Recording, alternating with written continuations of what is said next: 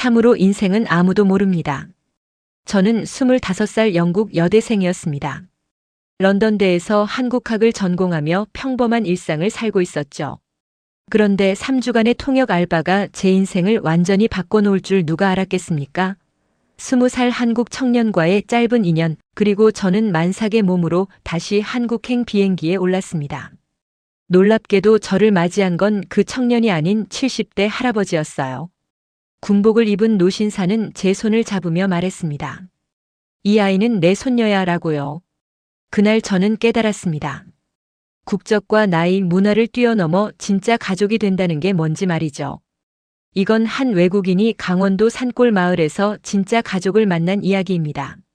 제 뱃속 아기와 함께 찾아간 그곳에서 저는 두 번째 인생을 시작했습니다. 본 영상은 스토리를 재구성한 이야기입니다. 구독과 좋아요는 구독자님께 행운을 드립니다. 저는 지금 인천행 비행기 안에 앉아 있습니다. 좌석 벨트가 배를 누르는 게 불편했어요. 임신 8개월째였으니까요. 옆 좌석 승무원이 걱정스러운 눈빛으로 물었습니다. 괜찮으세요? 출산 예정일이 언제예요? 저는 억지로 미소를 지으며 대답했죠. 2달 남았어요. 의사소견서도 있습니다. 하지만 제 손은 떨리고 있었습니다. 이 선택이 옳은 건지 확신이 서지 않았거든요. 창밖으로 구름이 흘러갔어요.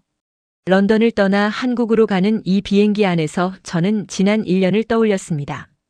2023년 여름 저는 처음 한국 땅을 밟았죠. 서울국제회의에서 3주간 통역 알바를 하기 위해서였습니다. 그때만 해도 이게 제 인생을 바꿀 줄 몰랐어요. 회의장에서 한 청년을 만났거든요. 20살 대학생 강호석이었습니다. 키가 크고 눈빛이 맑은 청년이었어요. 그는 행사자원봉사자로 참여하고 있었죠.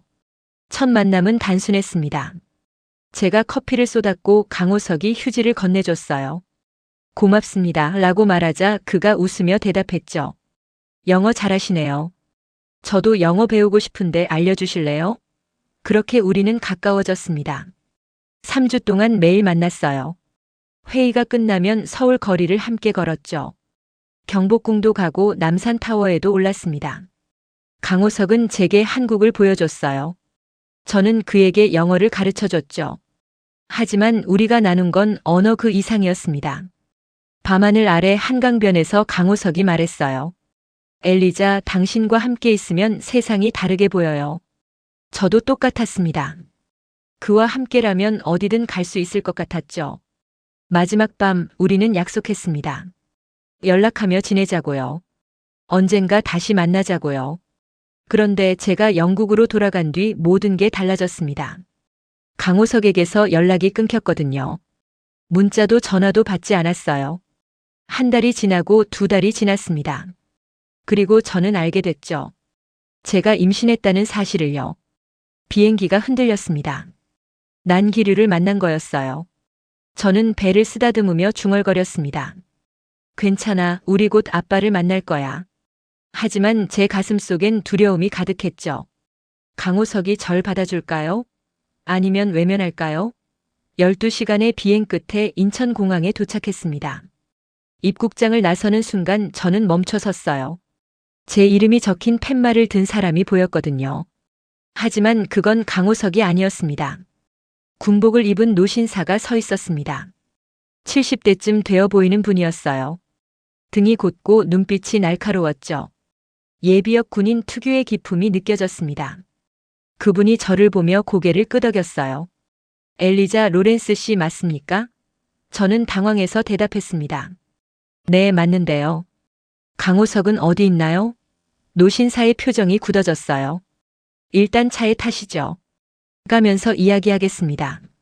저는 불안했지만 따라갈 수밖에 없었어요. 그분은 자신을 이만수라고 소개했습니다. 강호석의 할아버지였죠. 차는 서울을 벗어나 고속도로를 달렸어요. 어디로 가는 거냐고 물었더니 이만수 할아버지가 짧게 대답했습니다. 강원도 인제군입니다. 우리 집으로 가는 거예요. 3시간을 달려 도착한 곳은 작은 산골 마을이었습니다. 한옥들이 옹기종기 모여 있었어요. 차에서 내리자 산냄새가 코를 찔렀죠. 이만수 할아버지가 짐을 들며 말했습니다. 힘들 텐데 들어가서 쉬세요. 한옥 안은 따뜻했습니다. 아궁이에서 불이 타오르고 있었어요. 방 한쪽에는 이불이 깔려 있었죠. 할아버지가 차를 내오며 말했습니다. 배고프시겠어요? 저녁 준비할 테니 잠깐만 기다리세요. 저는 참을 수 없었어요. 할아버지, 강호석은 어디 있어요? 왜 공항에 안 나왔나요? 이만수 할아버지가 찻잔을 내려놓았습니다. 눈빛이 흔들렸어요. 호석이는 지금 못 옵니다. 사정이 있어요. 무슨 사정이요? 저 임신했어요. 강호석 아기를 가졌다고요. 할아버지의 손이 떨렸습니다. 알고 있습니다. 당신이 보낸 편지 받았어요. 그래서 제가 당신을 모시러 간 겁니다. 저는 소리쳤습니다. 그럼 강호석한테 데려가 주세요. 할아버지는 고개를 저었어요. 지금은 안 됩니다. 일단 여기서 쉬세요. 호석이 일은 제가 책임지겠습니다. 그날 밤 저는 울었습니다. 낯선 한옥에서 혼자 이불을 뒤집어 쓰고 눈물을 흘렸죠. 강호석은 왜 안 나타나는 걸까요? 절 버린 걸까요? 새벽에 일어나 창문을 열었습니다. 산 너머로 해가 떠오르고 있었어요. 마을 어귀에서 할아버지가 산책을 하고 있었죠. 군인처럼 똑바른 자세로 걷고 있었습니다. 그 모습을 보며 저는 생각했어요. 이 사람은 왜 절 여기 데려온 걸까요? 아침 식사 때 할아버지가 된장찌개를 끓여줬습니다. 맛있게 드세요. 산모는 잘 먹어야 합니다. 저는 숟가락을 들며 물었어요. 할아버지는 군인이셨나요? 이만수 할아버지가 고개를 끄덕였습니다. 예비역 육군 소장입니다. 40년을 군에서 보냈죠. 지금은 이 마을에서 작은 식당을 운영합니다. 왜 저를 도와주시는 거예요? 할아버지의 눈빛이 부드러워졌어요. 당신은 이제 내 가족이니까요. 그 말에 저는 숟가락을 놓았습니다. 가족이라니요? 저희 아직 결혼도 안 했는데요. 할아버지가 제 손을 잡았습니다. 결혼은 종이 한 장입니다. 진짜 가족은 마음으로 이어지는 거예요. 당신 뱃속 아이는 내 증손주입니다. 그리고 당신은 내 손녀고요. 저는 혼란스러웠습니다. 할아버지의 따뜻함은 진심으로 느껴졌어요. 하지만 강호석이 없다는 사실이 저를 불안하게 만들었죠. 며칠이 지났습니다. 할아버지는 매일 아침 산책을 하고 저녁엔 식당 일을 했어요. 저는 한옥에서 혼자 시간을 보냈죠. 배가 점점 무거워졌습니다. 아기가 자주 발로 찼어요.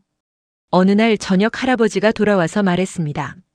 내일 마을 사람들한테 당신 소개하려고요. 다들 궁금해하거든요. 저는 고개를 저었어요. 싫어요. 강호석을 만나기 전엔 아무도 만나고 싶지 않아요. 할아버지가 한숨을 쉬었습니다. 알겠습니다. 당신이 원할 때까지 기다리죠. 하지만 호석이 일은 조금만 더 참아주세요. 왜 말을 안 해주세요? 강호석이 어디 있는지, 왜 연락이 안 되는지요. 할아버지의 눈빛이 흔들렸습니다. 때가 되면 알게 될 겁니다. 지금은 당신과 아기 건강이 먼저예요. 저는 화가 났습니다. 방으로 들어가 문을 닫아버렸죠. 하지만 할아버지를 원망할 수만은 없었어요. 그분은 매일 제게 따뜻한 식사를 챙겨줬거든요. 산모에게 좋다며 미역국도 끓여주고 과일도 깎아줬습니다. 밤마다 아궁이에 불을 지펴 방을 따뜻하게 해줬어요. 어느 날 밤 배가 심하게 아팠습니다. 진통인가 싶어 겁이 났죠. 할아버지를 불렀더니 바로 달려왔습니다. 병원 갈까요? 차 준비할게요. 다행히 곧 통증이 가라앉았어요. 할아버지가 제 이마에 땀을 닦아주며 말했습니다. 놀랐겠어요. 괜찮아요. 제가 여기 있으니까요. 그 순간 저는 깨달았습니다. 이 할아버지는 진심으로 저를 걱정하고 있다는 걸요. 다음 날 아침 저는 용기를 냈습니다. 할아버지, 제가 왜 여기 온 건지 알려드릴게요. 그리고 창밖을 바라보며 지난 1년을 이야기하기 시작했죠. 저는 강호석을 정말 사랑했습니다. 3주라는 짧은 시간이었지만 제 인생에서 가장 행복한 날들이었어요. 함께 웃고 이야기하고 꿈을 나눴죠. 강호석은 군인이 되고 싶다고 했습니다. 나라를 지키는 사람이 되고 싶다고요. 저는 그 꿈을 응원했어요. 하지만 영국으로 돌아간 뒤 연락이 끊겼습니다. 문자를 보내도 답이 없었고 전화도 받지 않았죠. 2달 뒤 임신을 알았을 때 저는 절망했습니다. 혼자 키울 수도 없었고 부모님께 말할 용기도 없었어요. 그때 강호석이 했던 말이 떠올랐습니다. 우리 할아버지는 강원도에 사세요. 언젠가 소개해드리고 싶어요. 저는 인터넷을 뒤져 할아버지 주소를 찾았어요. 그리고 편지를 썼습니다. 할아버지님, 저는 강호석을 사랑하는 엘리자입니다. 지금 그의 아이를 임신했어요. 도와주세요. 이만수 할아버지가 눈물을 닦았습니다. 그 편지를 받고 제 가슴이 찢어지는 것 같았어요. 손주가 무책임하게 군 건 아니라는 걸 알았거든요. 그래서 당신을 모시러 간 겁니다. 저는 눈을 감고 그때를 떠올렸습니다. 2023년 7월 서울은 무더웠어요. 국제회의장은 에어컨이 빵빵하게 틀어져 있었죠. 저는 영안 통역사로 일하고 있었습니다. 회의 쉬는 시간에 커피를 마시러 갔어요. 그때 누군가 제 어깨를 스쳤고 커피가 쏟아졌죠. 아, 죄송합니다. 돌아보니 키 큰 청년이 서 있었어요. 강호석이었습니다. 그는 황급히 휴지를 건네며 사과했죠. 정말 미안해요. 괜찮으시죠? 저는 웃으며 대답했습니다. 괜찮아요. 옷에 안 묻었어요. 강호석이 안도하며 말했어요. 다행이다. 혹시 통역사 맞으세요? 영어 정말 잘하시네요. 그렇게 우리는 이야기를 시작했습니다. 강호석은 대학교 2학년이었어요. 국제관계학을 공부하고 있었죠. 군입대를 앞두고 있다고 했습니다. 로티시 지원했는데 합격했어요. 내년 초에 입대할 거예요. 저는 감탄했습니다. 대단하네요. 장교가 되는 거잖아요. 강호석이 쑥스럽게 웃었어요. 할아버지가 군인이셨거든요. 그 영향을 많이 받았죠. 점심시간마다 우리는 만났습니다. 회의장 근처 식당에서 밥을 먹었어요. 강호석은 한국 음식을 소개해줬죠. 김치찌개, 비빔밥, 떡볶이까지 다양하게 맛봤습니다. 저는 영국 문화를 이야기해줬어요. 강호석은 눈을 반짝이며 들었습니다. 언젠가 영국에 가보고 싶어요. 런던 타워도 보고 빅벤도 보고 싶어요. 제가 말했죠. 그럼 제가 안내해 드릴게요. 주말이 되자 강호석이 제안했습니다. 서울 구경시켜 드릴까요? 우리는 경복궁에 갔어요. 한복을 입고 사진도 찍었죠. 강호석이 말했습니다. 엘리자 씨, 한복 정말 잘 어울려요. 마치 조선시대 공주 같아요. 저는 얼굴이 빨개졌어요. 고마워요. 강호석 씨도 멋있어요. 남산타워에 올라갔을 때였습니다. 서울 야경이 눈앞에 펼쳐졌어요. 강호석이 조용히 말했죠. 엘리자, 당신을 만나서 정말 행복해요. 저도 마음이 떨렸습니다. 저도요, 강호석 씨. 당신과 함께 있으면 시간이 너무 빨리 가요. 우리는 자물쇠에 이름을 새겼습니다. 강호석 그리고 엘리자. 영원히 함께라고 적었죠. 마지막 주가 다가왔습니다. 회의가 끝나는 날이었어요. 강호석이 한강변으로 데려갔죠. 밤하늘엔 별이 총총했습니다. 엘리자, 제가 영국에 가도 될까요? 당신을 보러 가고 싶어요. 물론이죠. 언제든 환영이에요. 강호석이 제 손을 잡았습니다. 군대 다녀올게요. 그리고 꼭 당신을 찾아갈게요. 약속해요. 저는 고개를 끄덕였어요. 저도 약속할게요. 기다릴게요. 그날 밤 우리는 서로를 꼭 안았습니다. 다음 날 저는 인천공항으로 향했어요. 강호석이 배웅을 나왔죠. 게이트 앞에서 마지막 인사를 나눴습니다. 잘 가요, 엘리자. 꼭 연락할게요. 잘 있어요, 강호석. 당신도 건강하세요. 하지만 그게 마지막이었습니다. 영국에 돌아간 뒤 강호석의 연락은 끊겼어요. 런던으로 돌아온 저는 매일 휴대폰을 확인했습니다. 강호석에게서 문자가 올 거라 믿었어요. 하지만 일주일이 지나도 아무 연락이 없었죠. 저는 먼저 문자를 보냈습니다. 강호석, 잘 지내요? 런던은 비가 많이 와요. 답장이 없었어요. 다시 문자를 보냈죠. 강호석, 제 문자 못 받은 거예요? 걱정돼요. 여전히 답이 없었습니다.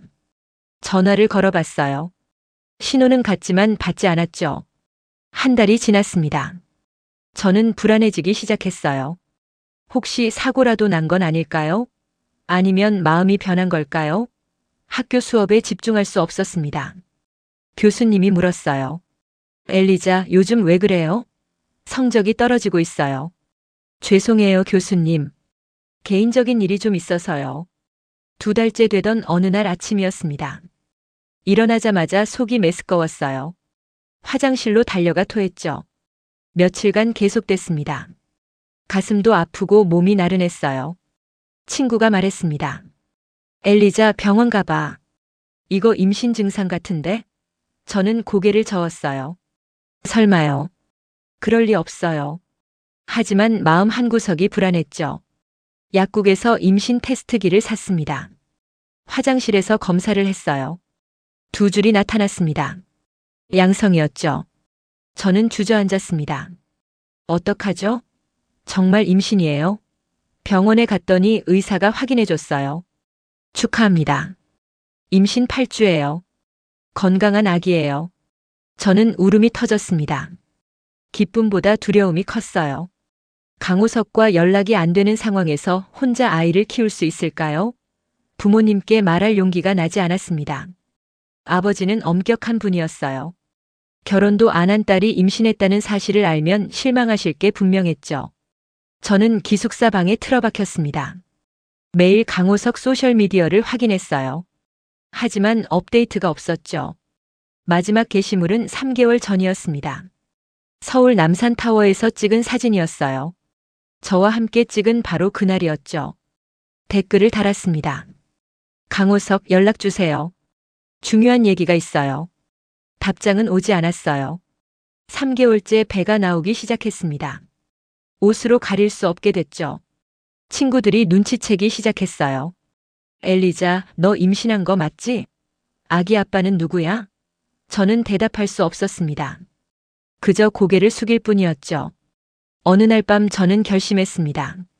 강호석을 직접 찾아가야겠다고요. 한국에 가서 대학교를 찾아갈 생각이었어요. 하지만 어떻게 찾아야 할지 막막했습니다. 그때 문득 강호석이 했던 말이 떠올랐어요. 우리 할아버지는 강원도 인제군에 사세요. 식당을 하시죠. 저는 인터넷을 뒤졌습니다. 강원도 인제군 식당 주인 이만수를 검색했어요. 놀랍게도 정보가 나왔죠. 예비역 육군 소장 이만수, 현재 인제군에서 식당 운영. 주소도 나와 있었습니다. 저는 편지를 썼어요. 할아버지님, 처음 뵙겠습니다. 저는 엘리자 로렌스라고 합니다. 손주 강호석을 사랑하는 사람이에요. 지금 그의 아이를 임신했습니다. 하지만 강호석과 연락이 되지 않아요. 도와주세요. 편지를 붙이고 일주일이 지났습니다. 답장이 왔어요. 할아버지의 답장은 짧았습니다. 한국으로 오세요. 제가 책임지겠습니다. 항공권 값을 송금해 드릴 테니 날짜를 알려주세요. 저는 떨리는 손으로 답장을 썼어요. 다음 주에 갈 수 있어요. 감사합니다. 그렇게 저는 런던을 떠나 한국으로 왔습니다. 인천공항에서 할아버지를 만났고 지금 이 한옥에 있는 거죠. 일주일이 지났습니다. 할아버지는 저를 가족처럼 대했어요.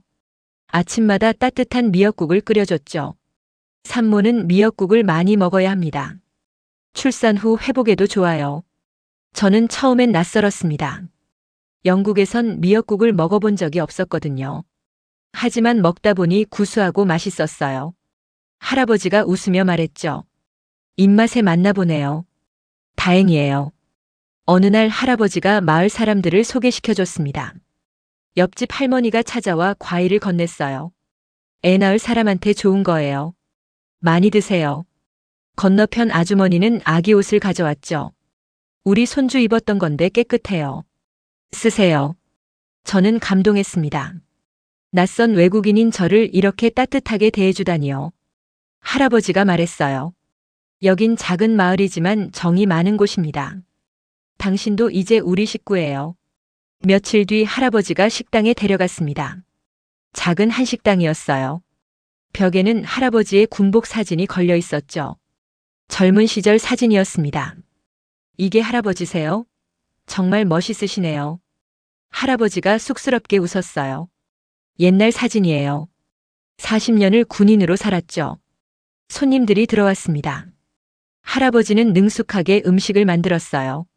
된장찌개, 김치찌개, 제육볶음까지 척척 해냈죠. 저는 설거지를 도왔습니다. 할아버지가 말렸어요. 안 돼요. 몸조리 해야죠. 괜찮아요, 할아버지. 가만히 있는 게 더 답답해요. 그날 저녁 식당 문을 닫고 집으로 돌아왔습니다. 할아버지가 차를 내오며 말했어요. 엘리자, 당신은 참 강한 사람이에요. 혼자 여기까지 오다니 대단합니다. 저는 고개를 저었죠. 강한 게 아니에요. 그냥 선택의 여지가 없었어요. 할아버지가 제 손을 잡았습니다. 이제 혼자가 아니에요. 내가 있잖아요. 그리고 곧 호석이도 올 겁니다. 저는 가슴이 뭉클했어요. 이 할아버지는 정말 진심으로 저를 받아주고 있었죠. 밤마다 할아버지는 옛날 이야기를 들려줬습니다. 전쟁 때 이야기, 군 생활 이야기, 손주들 이야기까지요. 호석이는 어릴 때부터 착했어요.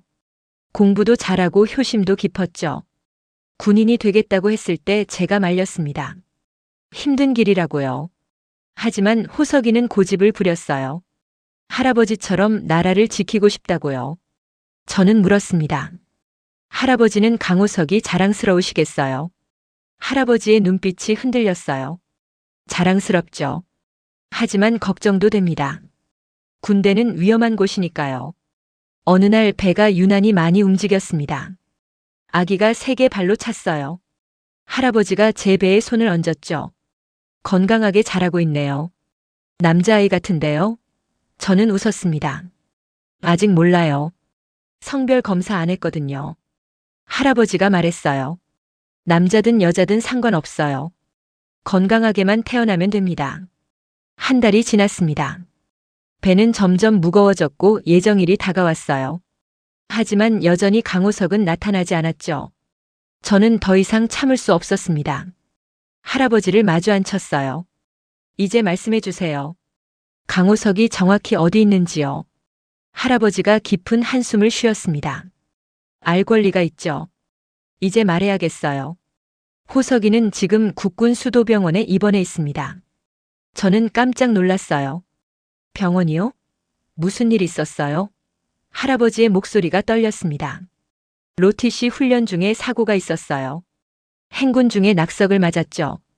다리와 등에 심한 부상을 입었습니다. 제 눈에서 눈물이 흘렀어요. 언제요? 언제 다친 거예요? 당신이 영국으로 돌아간 직후였습니다. 9월 초였죠. 호석이는 의식을 잃었어요. 한 달간 중환자실에 있었습니다.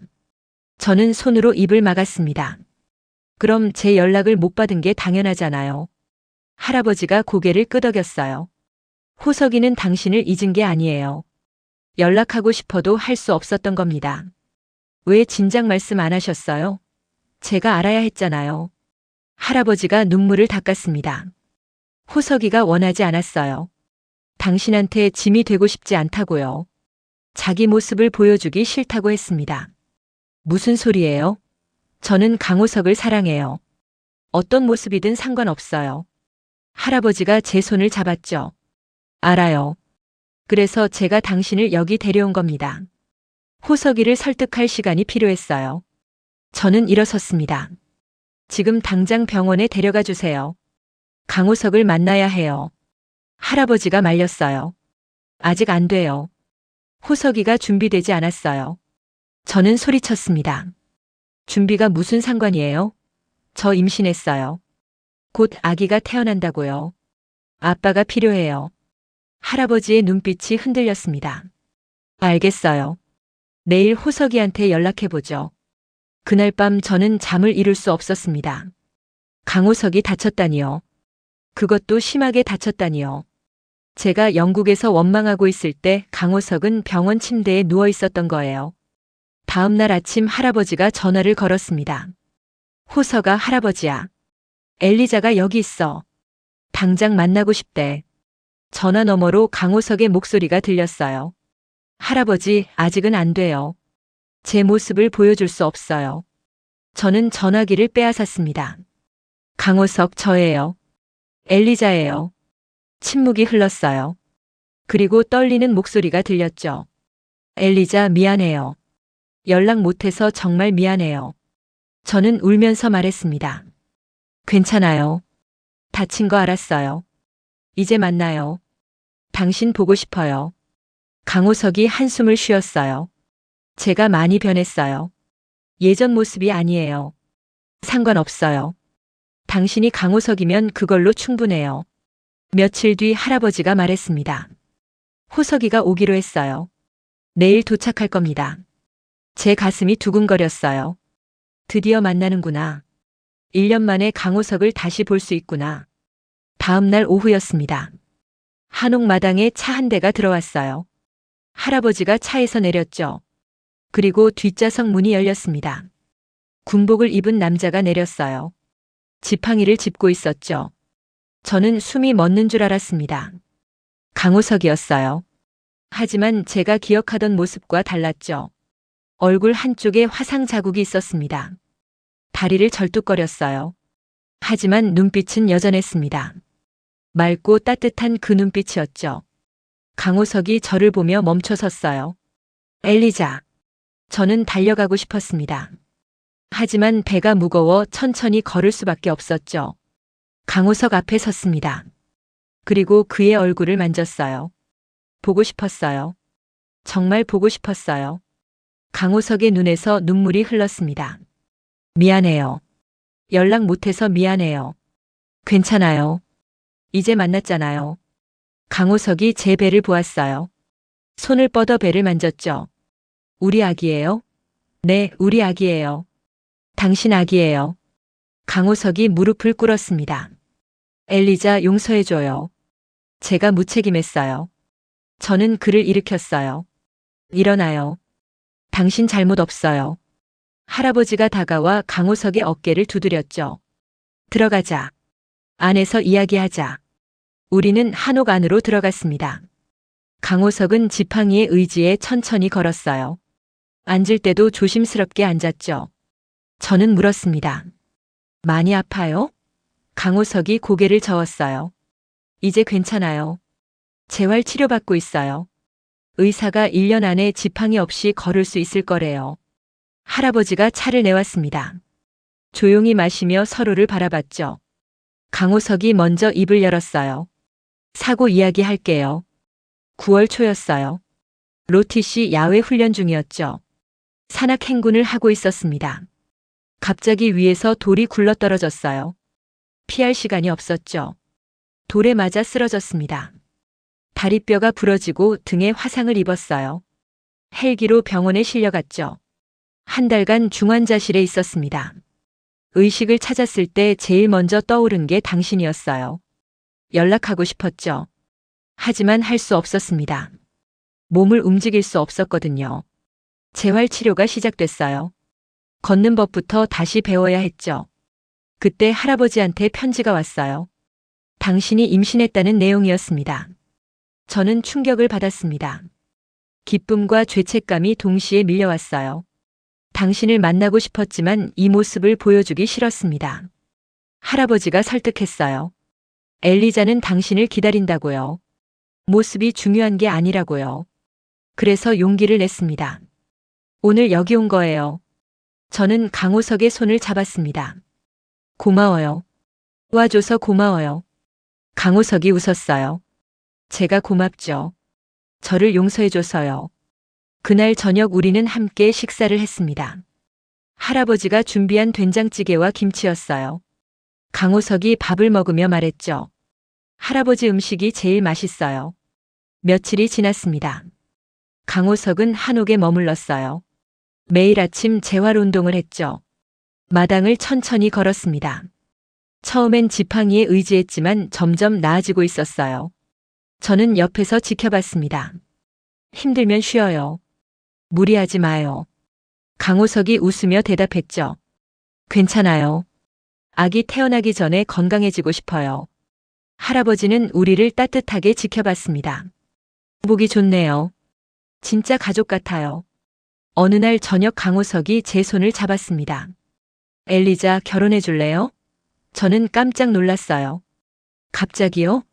강호석이 진지하게 말했죠. 갑작스럽지 않아요. 1년 전부터 생각했어요. 당신과 평생 함께하고 싶다고요. 하지만 당신 군인이잖아요. 복무 기간이 남았을 텐데요. 강호석이 고개를 끄덕였습니다. 맞아요. 2년 반 남았어요. 하지만 결혼은 할 수 있어요. 군인도 가정을 꾸릴 수 있거든요. 저는 망설였습니다. 제 부모님은 어떡하죠? 아직 말씀 안 드렸어요. 강호석의 표정이 굳었어요. 반대하실 것 같아요? 아마도요. 결혼도 안 하고 임신했으니까요. 강호석이 제 손을 꽉 잡았습니다. 제가 설득할게요. 영국에 가서 인사드리겠어요. 할아버지가 끼어들었어요. 나도 함께 가마. 내가 책임지고 허락받아 오겠네. 저는 눈물이 났습니다. 두 사람 모두 저를 위해 이렇게까지 해주다니요.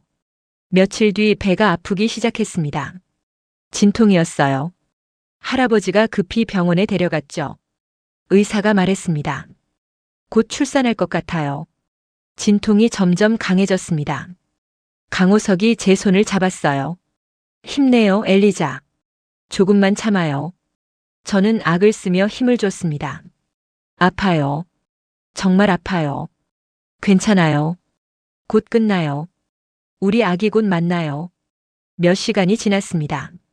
그리고 드디어 아기 울음소리가 들렸어요. 으앙, 으앙. 의사가 아기를 안아 올렸습니다. 축하합니다. 건강한 여자아이예요. 저는 기진맥진했지만 웃음이 났어요. 딸이에요. 우리 딸이에요. 강호석이 눈물을 흘리며 아기를 받아 안았습니다. 예쁘다. 정말 예뻐요. 할아버지도 눈물을 닦았죠. 증손녀가 생겼네. 내 증손녀야. 병실로 옮겨졌습니다. 아기를 품에 안고 있으니 행복했어요. 강호석이 물었습니다. 이름 뭐라고 지을까요? 저는 생각하다 말했어요. 하윤이 어때요? 하늘의 선물이라는 뜻이에요. 강호석이 웃었습니다. 좋아요. 하윤이네요. 우리 딸 하윤이. 할아버지가 하윤이를 안아봤어요. 할아버지 손에 작은 손이 쥐어졌죠. 할아버지가 중얼거렸습니다. 이 애가 날 다시 살게 했네. 며칠 뒤 퇴원했습니다. 한옥으로 돌아왔어요. 마을 사람들이 찾아와 축하해줬죠. 아기 정말 예쁘네요. 복스럽게 생겼어요. 옆집 할머니가 미역국을 끓여줬습니다. 산모는 이거 먹어야 해요. 강호석은 매일 하윤이를 돌봤어요. 기저귀도 갈고 우유도 먹였죠. 서툴렀지만 열심히 했습니다. 엘리자, 이렇게 하는 거 맞아요? 저는 웃으며 대답했어요. 잘하고 있어요. 완벽해요. 하윤이가 태어난 지 한 달이 지났습니다. 아기는 건강하게 자라고 있었어요. 통통한 볼과 까만 눈동자가 사랑스러웠죠. 할아버지는 하윤이를 무척 아꼈습니다. 매일 아침 안아주고 자장가를 불러줬어요. 우리 하윤이, 예쁜 하윤이. 할아버지 자랑이네. 강호석은 재활치료에 더욱 열심히 매진했습니다. 지팡이 없이 걷는 연습을 했어요. 넘어져도 다시 일어났죠. 하윤이한테 멋진 아빠 모습 보여주고 싶어요. 저는 그런 강호석을 응원했습니다. 잘하고 있어요. 조금씩 나아지고 있어요. 어느 날 강호석이 제안했어요. 하윤이 100일 때 영국 가요. 부모님께 인사드리고 싶어요. 저는 긴장됐습니다. 부모님이 받아주실까요? 강호석이 손을 잡았죠. 제가 최선을 다할게요. 당신과 하윤이를 지킬게요. 할아버지도 거들었습니다. 나도 같이 가마. 군복 입고 가서 제대로 인사드리겠네. 저는 웃음이 났어요. 할아버지까지 가실 필요 없어요. 할아버지가 고개를 저었습니다. 있어요. 내 증손녀인데 당연히 가야죠. 그렇게 우리는 영국행을 준비했습니다. 하윤이 여권도 만들고 비행기 표도 예매했어요. 출발 전날 밤이었습니다. 저는 부모님께 이메일을 보냈죠. 엄마, 아빠, 중요한 이야기가 있어요. 내일 집에 갈게요. 다음 날 우리는 인천공항으로 향했습니다. 할아버지, 강호석, 하윤이 그리고 저까지 넷이서였어요. 비행기 안에서 하윤이가 울었습니다. 강호석이 안아주며 달랬죠. 괜찮아, 하윤아. 조금만 참아. 런던에 도착했습니다. 부모님 집으로 향했어요. 문을 두드리자 어머니가 나왔죠. 엘리자? 깜짝이야. 언제 온 거야? 그리고 이 사람들은 누구고? 저는 심호흡을 했습니다. 엄마 소개할게요. 이분은 이만수 할아버지고요. 이 사람은 강호석이에요. 그리고 이 아기는 하윤이 제 딸이에요. 어머니의 얼굴이 굳었습니다. 뭐라고? 딸? 네, 엄마. 저 엄마 됐어요. 아버지가 나왔습니다. 무슨 소리야? 결혼도 안 했는데 애가 어디서 났어? 저는 고개를 숙였어요. 죄송해요, 아빠. 하지만 설명할게요. 강호석이 앞으로 나섰습니다. 안녕하세요. 저는 강호석이라고 합니다. 엘리자를 사랑하고 하윤이 아빠입니다. 책임지겠습니다. 아버지가 화를 냈어요. 책임? 이미 늦었어. 내 딸 인생 망쳐놓고 무슨 책임이야? 할아버지가 무릎을 꿇었습니다. 제 손주가 잘못했습니다. 하지만 진심으로 엘리자를 사랑합니다. 용서해 주세요. 어머니가 눈물을 흘렸어요. 일어나세요. 노인이 무릎 꿇을 일 아니에요. 저도 울었습니다. 엄마, 아빠 미안해요. 하지만 후회하지 않아요. 강호석을 사랑하고 하윤이를 사랑해요. 긴 침묵이 흘렀습니다. 아버지가 한숨을 쉬었어요. 들어와. 일단 들어와서 이야기하자. 우리는 집 안으로 들어갔습니다. 거실에 앉아 차를 마셨죠. 저는 지난 1년을 설명했습니다. 강호석과의 만남, 임신, 사고, 그리고 한국에서의 생활까지요. 부모님은 조용히 들었어요.